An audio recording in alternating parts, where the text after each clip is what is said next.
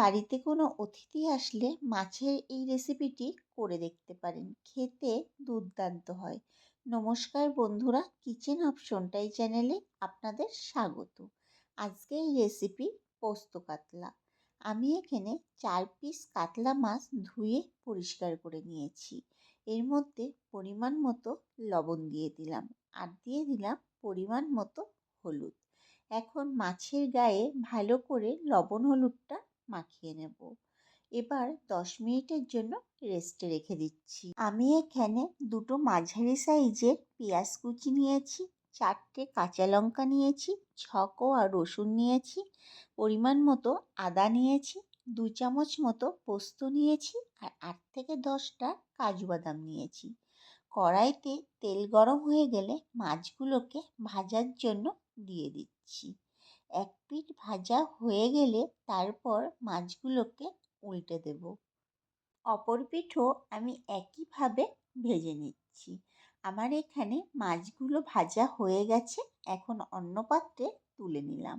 ওই একই তেলের মধ্যে পেঁয়াজ কুচিগুলো দিয়ে দিলাম। এর মধ্যে পরিমাণ মতো হলুদ এবং লবণ দিয়ে পেঁয়াজটাকে বেশ লাল করে ভেজে নিচ্ছি। পেঁয়াজগুলো যখন এরকম পর্যায়ে চলে আসবে, তখন এর মধ্যে আদা, রসুন, কাঁচা লঙ্কার পেস্ট দিয়ে দিলাম। এখন মশলাটাকে বেশ ভালো করে কষিয়ে নেব। 2-3 মিনিট কষিয়ে নেওয়ার পর এর মধ্যে দিয়ে দেব একটা মাঝারি সাইজের টমেটো কুচি, আর দেব 1/2 চামচ ধনের গুঁড়ো এবং 1/2 চামচ কাশ্মীরি লঙ্কার গুঁড়ো। কাশ্মীরি লঙ্কার গুঁড়োটা আমি এখানে কালারের জন্য ব্যবহার করেছি, আপনারা চাইলে নাও ব্যবহার করতে পারেন। এবার সব মশলাগুলো আবারও ভালো করে কষিয়ে নিচ্ছি।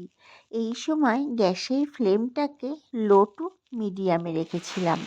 যখন মশলাটা এরকম পর্যায়ে চলে আসবে, উপর থেকে তেল ভাসবে, তখন এর মধ্যে দিয়ে দেব পোস্ত এবং কাজু বাটা।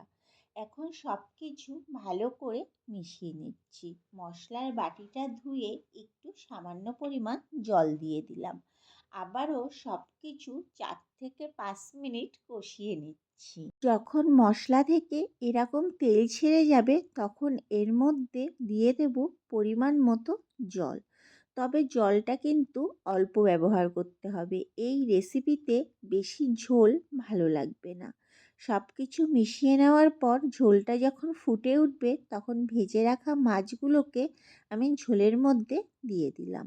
মাছগুলোকে ঝোলের সাথে একটু মিশিয়ে নেব। এখন হাই ফ্লেমে 10 থেকে 12 মিনিট একটু ফুটিয়ে নিচ্ছি। মাঝে মাঝে একটু এইভাবে নেড়ে দিয়েছিলাম, কিন্তু সাবধানে নাড়তে হবে যাতে মাছগুলো ভেঙে না যায়। আমার এখানে মাছের ঝোলটা কিন্তু তৈরি হয়ে গেছে। নামানোর আগে উপর থেকে দিয়ে দেব একটু ধনেপাতা কুচি। এটা অপশনাল, আপনারা চাইলে নাও দিতে পারেন। এবার ধনেপাতাগুলোকে একটু ঝোলের সাথে মিশিয়ে নিয়ে কড়াইয়ের থেকে নামিয়ে নেব। তৈরি হয়ে গেল দারুণ স্বাদের পোস্ত কাতলার রেসিপি। বাড়িতে কোনো অতিথি আসলে এই রেসিপিটি খুব সহজেই করে দিতে পারেন, খেতে অসম্ভব সুন্দর হয়। একবার হলো বাড়িতে তৈরি করে দেখতে পারেন। আরও নতুন নতুন ভিডিও পাওয়ার জন্য আমার চ্যানেলটিকে সাবস্ক্রাইব এবং ফেসবুক পেজ থেকে যদি দেখে থাকেন, পেজটিকে ফলো করে দেওয়ার অনুরোধ রইল। দেখা হচ্ছে নতুন একটি ভিডিওতে।